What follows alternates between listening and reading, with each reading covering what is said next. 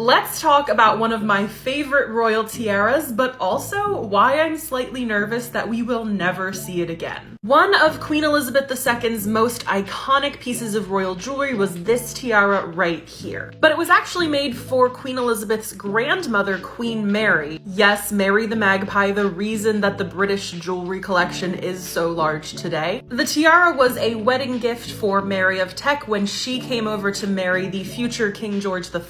It was purchased for her by Lady Eva Greville and a committee of women known as the Girls of Great Britain and Ireland. That's why this iconic piece is known as the Girls of Great Britain and Ireland tiara. Mary gifted it to her granddaughter Queen Elizabeth in 1947 as a wedding present, and it was prominently featured when Elizabeth became queen in her first set of photographs. Fun fact, those were taken by a female photographer, Dorothy Wilding. This tiara was a staple throughout Queen Elizabeth's reign. She didn't loan it out to anyone, but she herself would wear it on many, many occasions. I think it's totally fair to say that this tiara became synonymous with Queen Elizabeth II. And it's for that reason that I'm really nervous we're never gonna see it out in public again. There are a ton of people who desperately want to see this tiara on the current Princess of Wales, Kate. There are fan edits of her in this tiara, but she's never worn it. This is Photoshop. There are even royal fashion blogs who make really stunning outfit suggestions for Kate, and I've seen a number of them include this tiara.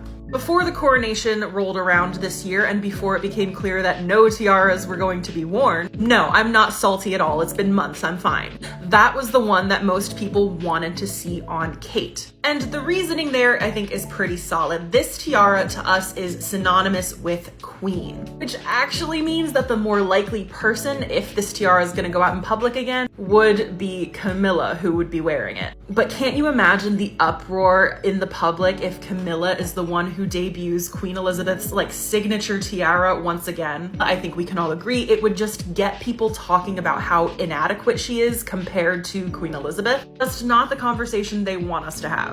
Most people want to think of Charles and Camilla as transition monarchs. You don't really want to hammer these symbols home too hard in a transition period. Royal jewelry has been known to go into the vaults and not be seen for decades. And I have a sneaking suspicion that this one will only come out of the vault once Kate has been crowned queen consort beside William. And who knows how long that's gonna take? What's more, Kate has only been seen in tiaras a handful of times since she married into the royal family. That's not, I don't think, because she doesn't want to wear them, but because the occasions at which tiaras are worn keep getting whittled down. The chances to see them in Charles' slimmed down monarchy are getting slimmer and slimmer as well. Once again, we were robbed at the coronation. By the time William's king, are tiaras going to be seen as a relic of the past? I personally hope not, especially because of the symbolism and continuity that would come if Kate put this on as queen. But at the same time, I still think there's every chance that this tiara becomes preserved as a relic of Queen Elizabeth's 70-year reign. Who knew there was so much to consider when it came to something like a tiara? Be sure to let me know your thoughts in the comments, and I will keep you posted the next time we have a possible tiara sighting.